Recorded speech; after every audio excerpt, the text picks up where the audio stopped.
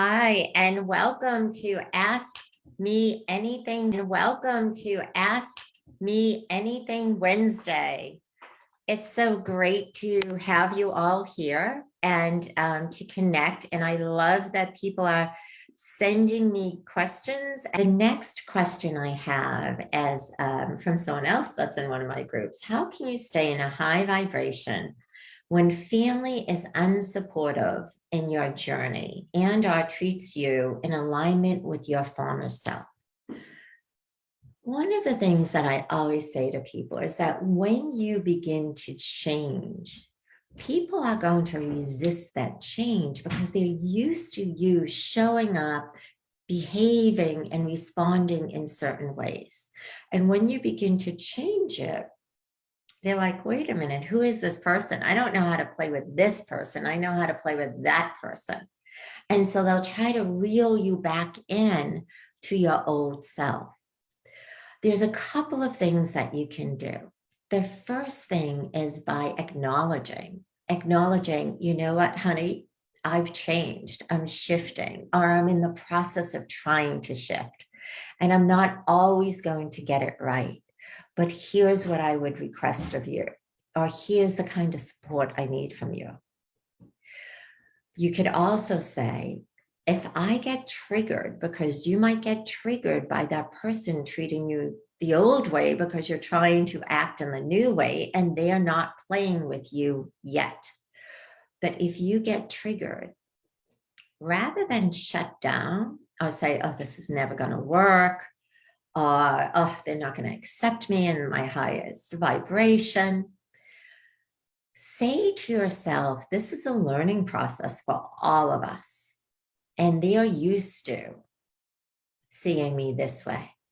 And so when they project that onto me, I'm just going to send light into that situation and go and do what I want to do from the place of love and light. That will keep you in your high vibration. I had a client once that said, oh my God, I swear my husband used to bait me. He would bait me because I was trying to be this more expansive, loving self. And he wanted me to be in that old, angry, bad format because that's where he was living as well. And so every time he met me with his anger, I didn't react. All I did was say, oh, I'm sorry you feel that way. And literally just wrap myself in white light. The less and less you begin to react like your old self would have, the more whoever's interacting with you sees like, oh, this isn't working anymore. Like this way of being is falling apart. So now what do I need to do? And that's when the real change occurs within the other person, but also within you, because if you stay solid and centered in your high frequency, they'll eventually come around. But you have to give them some space and time. Look, if you are operating one way for 20 years, and now you're in this high frequency all the time, it's not going to take them a couple of months to switch their gear. They're going to test you. They're going to say, is this really true? Is she really going to respond this way if I say it again, or if I do whatever I do again? But as you stay consistent in your high frequency, the way you want to come into the relationship, the other person has two options. They either keep coming at you and they resist the change. And if they keep resisting the change, they might get angrier or more upset. But if you have the conversation, like, I am really working hard at keeping myself in a more positive, optimistic, open, and expansive framework. So I'm not going to go down these rabbit holes with you anymore. It's not healthy for me. So letting them know that. And then the second thing is guiding them to how they need to treat you now, because they may not know. Like, you're changing yourself and you're just going to assume that everyone's going to change around you. But these people that you have been with and lived with and acted a certain way may not know how to change or how to be in this new light. And if that's the case, what you need to do is inform them. I would really appreciate if you want to say something, ask me. Or I would appreciate you ask me in this way.